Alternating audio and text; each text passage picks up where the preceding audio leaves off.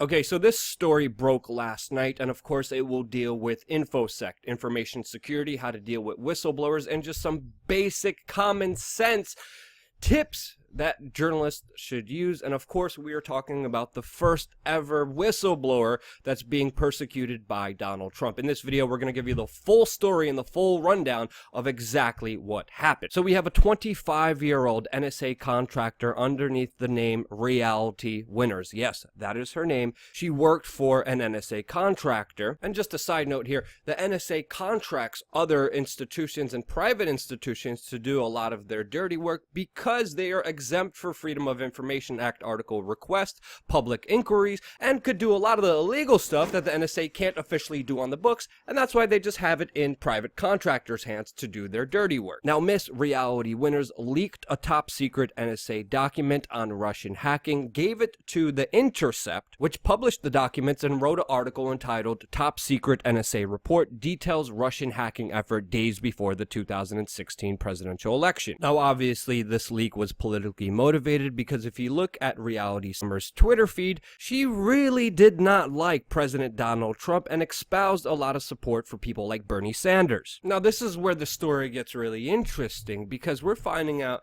that, according to WikiLeaks, allegedly Intercept reporters gave the U.S. government Reality Winners, the NSA whistleblowers, postcode, printout, and her report number in order to verify this story with the NSA. The NSA responded back after receiving the information on who the whistleblower actually was, told the Intercept they shouldn't release certain excerpts of this report. The Intercept listened. They still ran with the story, but pretty much from all the information we're finding out, threw the whistleblower underneath the bus. And it's also important to note the very documents that were published by the Intercept show no indication of actual hacking of voting machines and do not prove that the Russians hacked the 2016 elections and that any device was even compromised. What the report contained was that allegedly Russian military hackers impersonated a Florida company to send malware to over 100 local government officials. Still, many mainstream media outlets are running with the story, claiming that this is finally the proof of Russian hacking of the 2016 elections, but those reports are false, and the documents only mention a phishing attempt for the voter registration outfits. And these documents don't really prove any sort of bombshell information, except for the usual hacking and spying games that happened between Russia and the United States. And now this story is mainly about the incompetency of the Intercept, because as a way to verify the documents that they received, they gave the original documents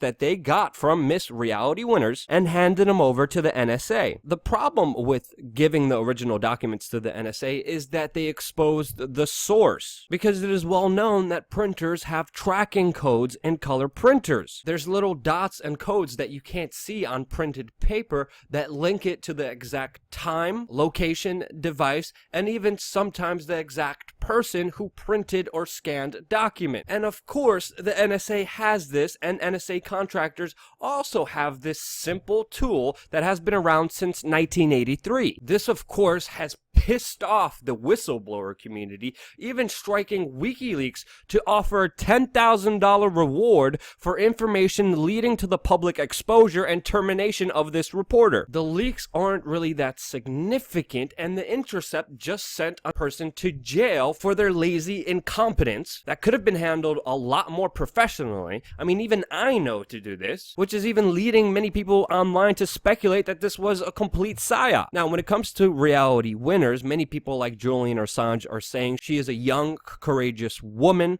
who is trying to help us, and they're offering their support from her, while others are celebrating the news of her arrest because of her political leanings against Donald Trump, leading others to respond saying that just because the NSA leaker does not fit your point of view, it doesn't mean that she should go to jail for exposing the truth. Now, it's very interesting to see this debate play out online, but where do you stand? Is she a courageous young woman who did the right thing, or does she deserve jail time? Let me know in the comment section below. But if there's one thing that is clear from this entire situation, it is that this entire situation gives a total black eye to the Intercept media organization, which showed outright neglect and incompetency when dealing with sources within the government giving information to reporters to expose to the American public. This should be a very important lesson to learn, especially with everyone in the news media business, because this should be common sense, and sadly it's not from a media organization that specializes in national security issues. And that was dumb.